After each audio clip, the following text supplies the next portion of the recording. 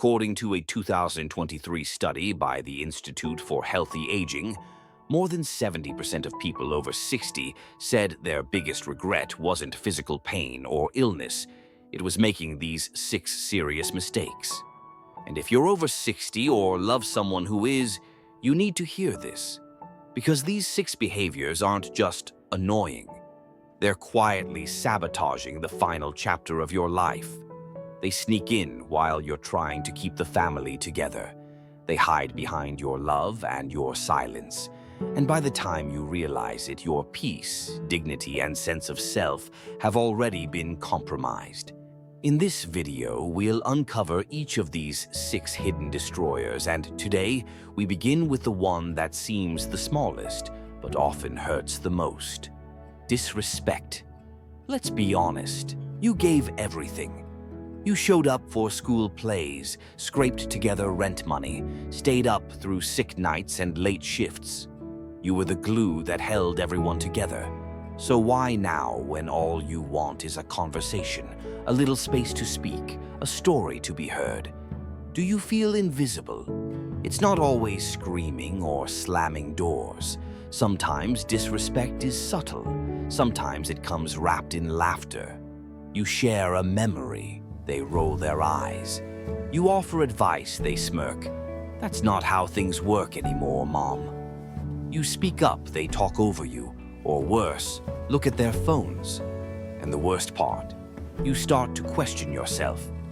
Am I being too sensitive? Maybe I should just stay quiet. Let me tell you now, you are not being too sensitive. You're asking for something you've earned 1,000 times over. Respect. Let me share something from a viewer named Barbara Richards, age 76, from Wisconsin. She wrote, "My son laughed when I shared a story about his father and me. That's ancient history, Mom," he said. My granddaughter giggled. I smiled too, just to not ruin the moment, but I haven't told another story since. I felt like a guest in my own family. That line hit me like a punch to the heart, because that moment smiling to hide pain is one that too many seniors know far too well. It's a silent erosion, not dramatic, not explosive, but steady and cruel. And if you're watching this thinking, that's exactly what happens to me, then I want you to know something. It's not your fault. It's not just how young people are today. And it's not too late to change it. Because boundaries don't end when you become a parent or grandparent. They begin when you reclaim your voice. Let's pause here. I want to ask you something personal, and I hope you'll answer in the comments below.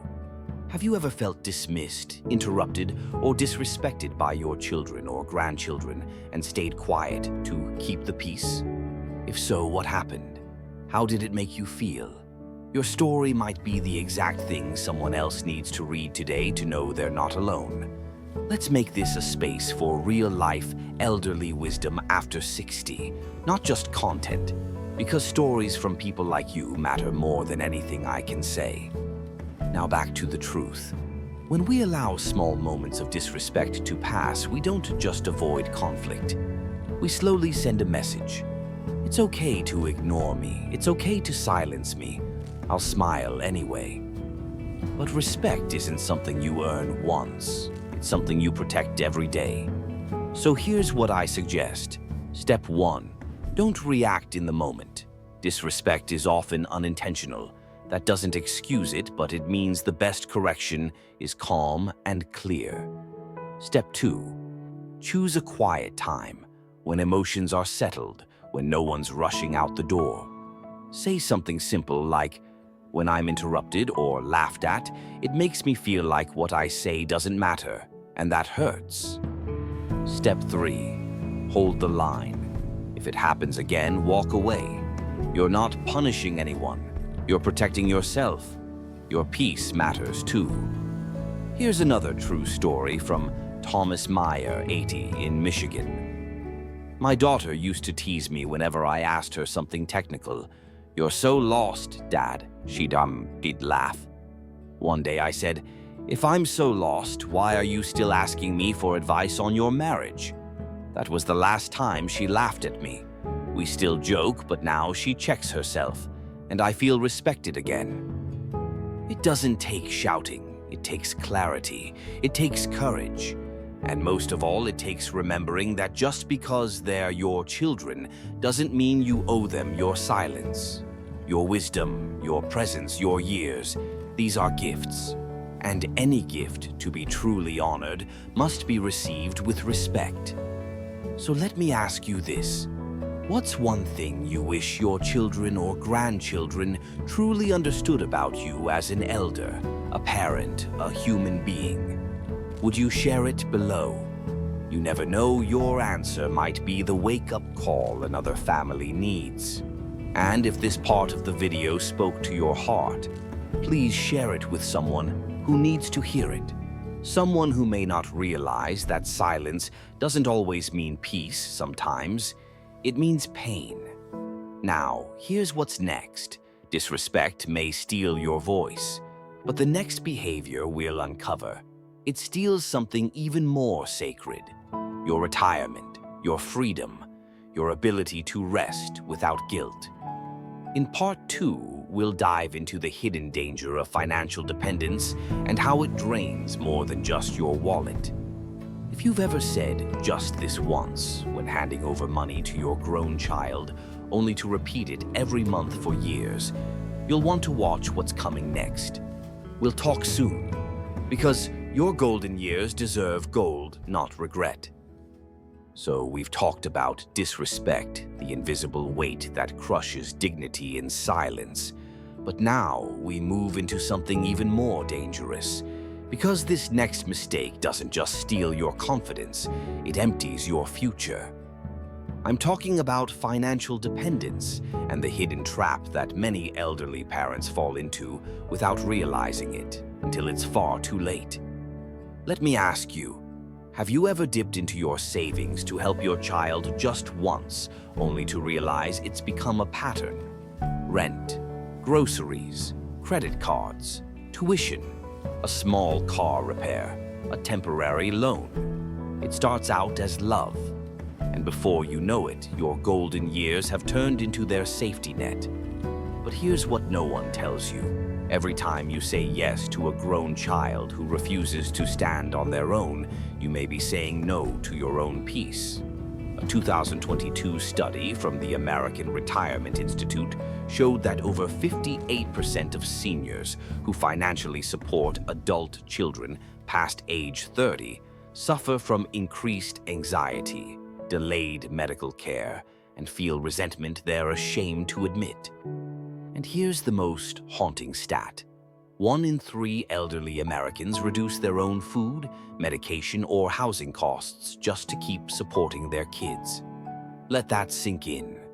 I want to introduce you to Linda Franklin, 74, from Oregon. She commented this on our last video about retirement wisdom. I love my son, but I've paid his rent 14 months straight. He's 42. I'm on Social Security.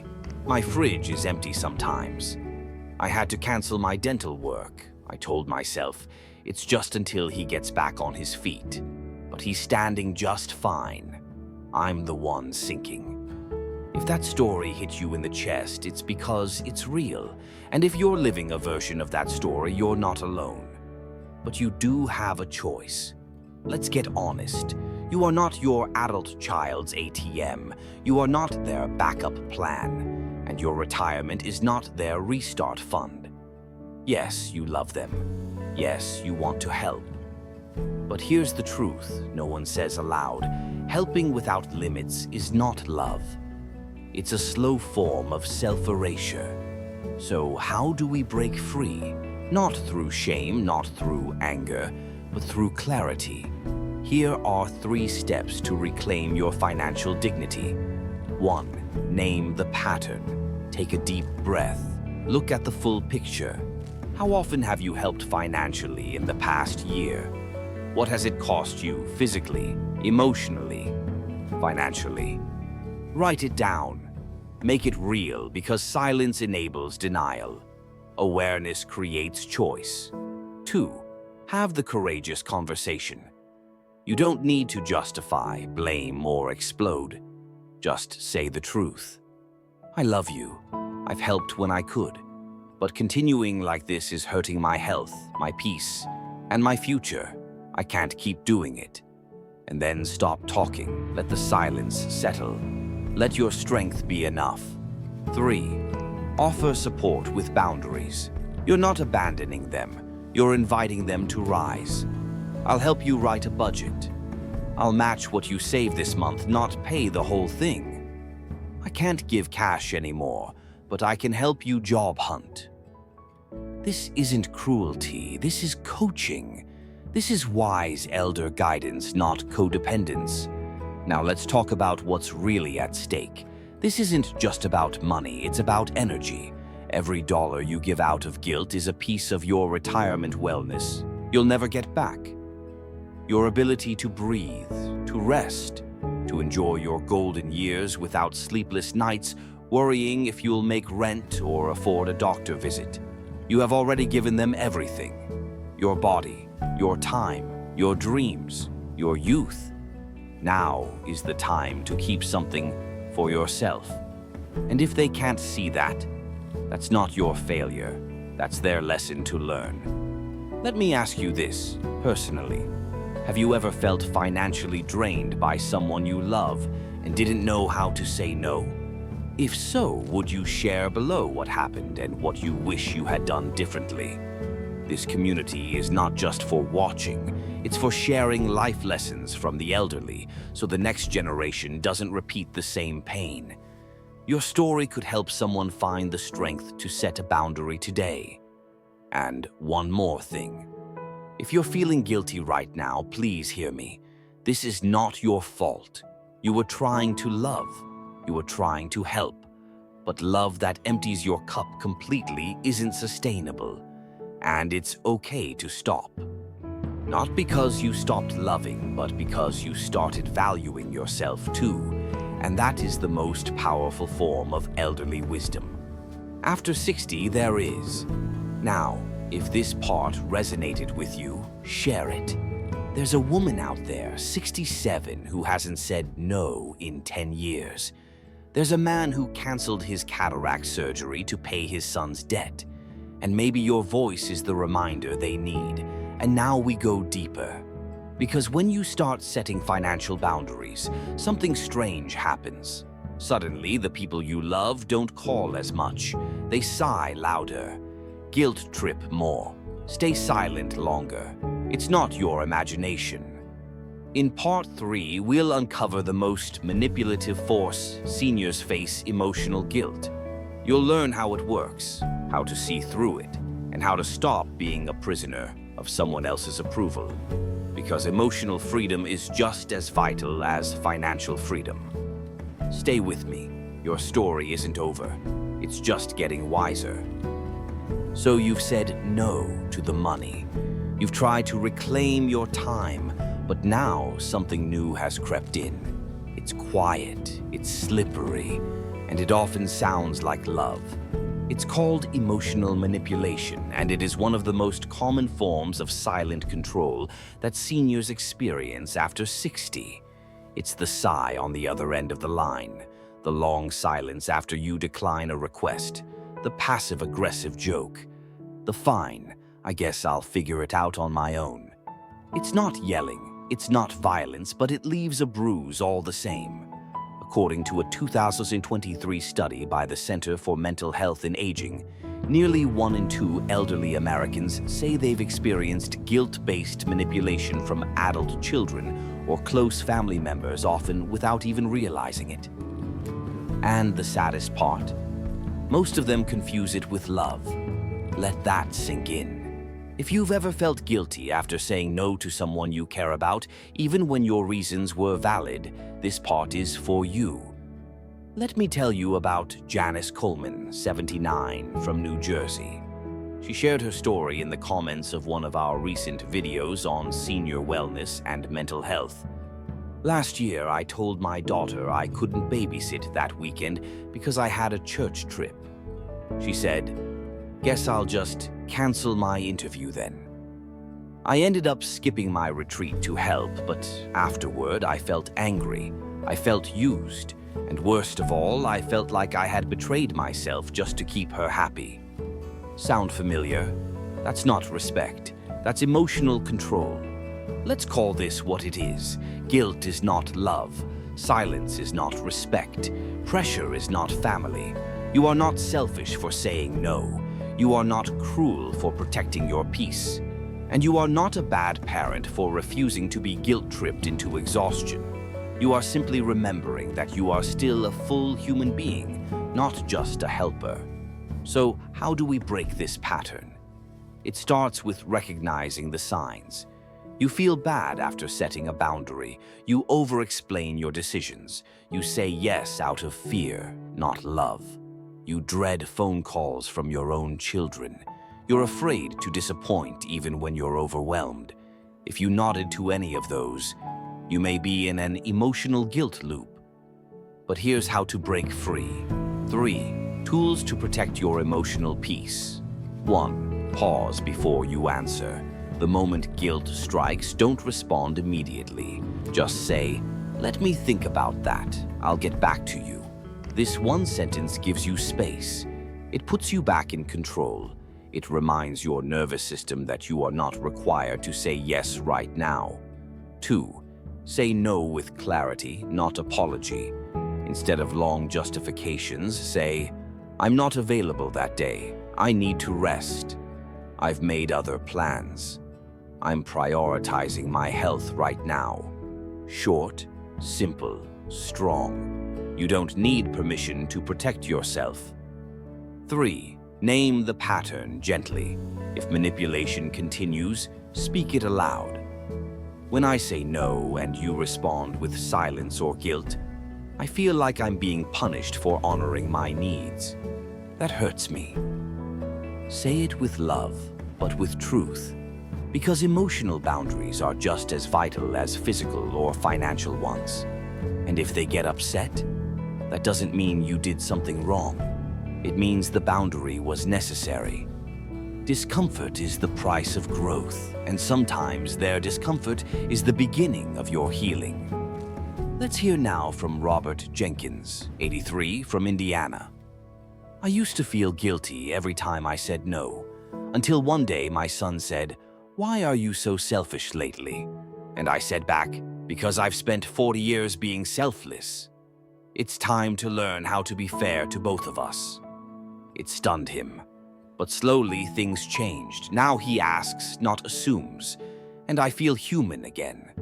That's what elderly wisdom after 60 looks like in action. Now I'd love to hear from you. Have you ever felt emotionally manipulated but stayed quiet to avoid conflict?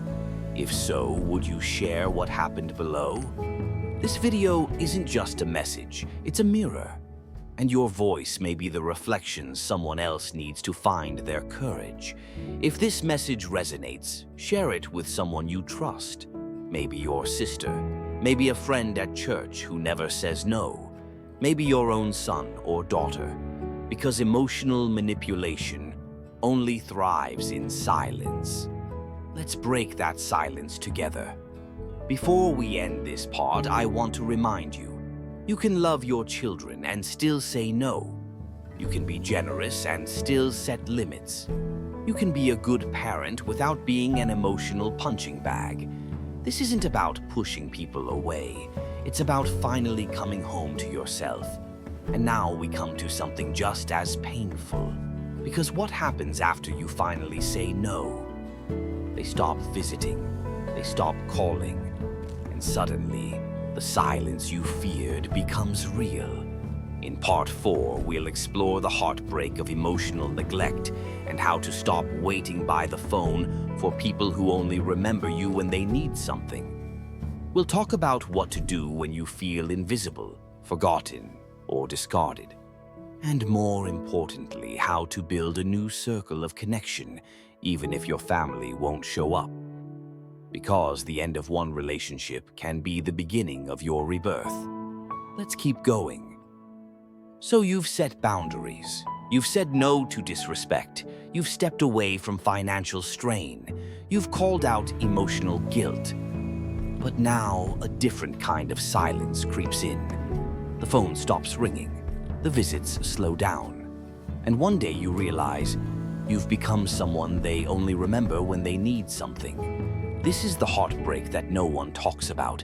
It's not loud. It doesn't come with shouting or tears. It just happens, quietly, slowly, painfully. According to the National Center for Senior Mental Health, over 63% of people over 65 report feelings of emotional neglect by their own children.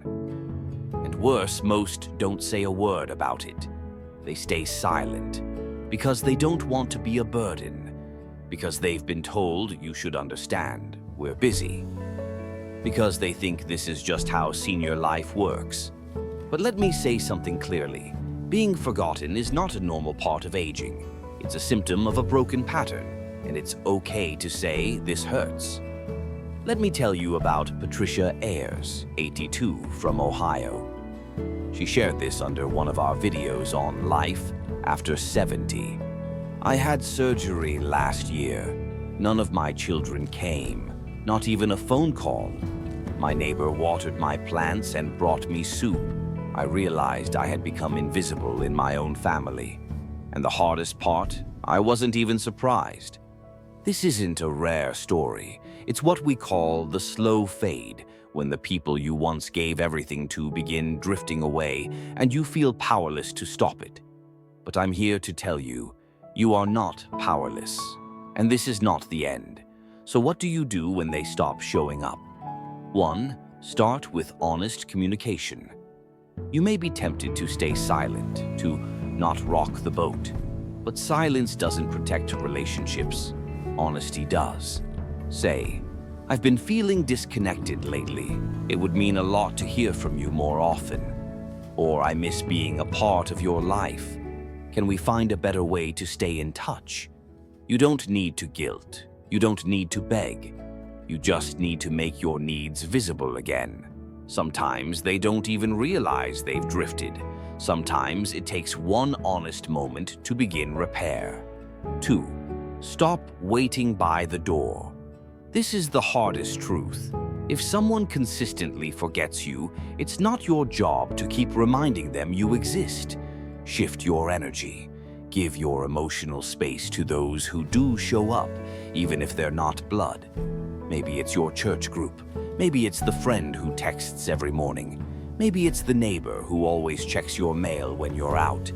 Build new circles. Create new traditions. You don't have to keep pouring into dry wells. There is water elsewhere, people who see you, value you, and want to share life with you. Let me share a beautiful story from Gregory Ellis, 77, from Texas. I stopped waiting for my kids to visit. I joined a senior choir, started volunteering at a shelter, and now I host Sunday lunch for a group of friends I met at the park. My blood family may have stepped away, but my soul family is growing stronger every week. Your golden years are not over. They're just waiting for you to step into them fully, joyfully, on your terms. Now, I want to invite you to reflect. Have you ever felt neglected, like your existence no longer mattered to your own family? If so, I'd be honored if you would share that feeling or that story in the comments below. Not for sympathy, but for truth. Because the more we speak it, the more others feel safe to speak too.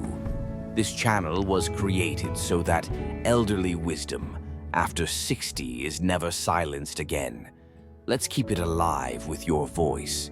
And if you know someone, a parent, a grandparent, even a friend who seems to be fading into loneliness, send them this video.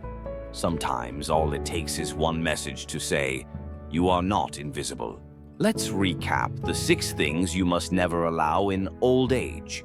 Disrespect, because your voice still matters. Financial dependence, because your retirement is not a rescue fund. Emotional manipulation, because guilt is not love. Time theft, because your freedom isn't a family convenience. Neglect, because your needs don't disappear with age, one-way care, because helping others is beautiful, but receiving support is essential. And if you've allowed any of these, please hear this. This is not your fault. You were taught to sacrifice. You were told love means giving endlessly. But now is the time to redefine what love looks like for you. Love that includes boundaries. Love that honors your needs. Love that leaves room for you to rest, breathe, and simply be. Final words for you, wise elder. You are not a bank. You are not a babysitter. You are not someone to be checked on if time allows. You are a storyteller, a survivor, a soul with decades of wisdom and beauty. And you deserve a life, not just survival. So I invite you to leave one sentence below. I choose dignity, or whatever those words mean to you. Let's fill this comment section with reminders that aging is not a fading, it's a becoming. If this video helped you see yourself a little more clearly, if it gave you courage to say what you've been holding in, then please like, share, and most importantly, speak. Because when elders speak, the world becomes wiser, and we need your wisdom more than ever.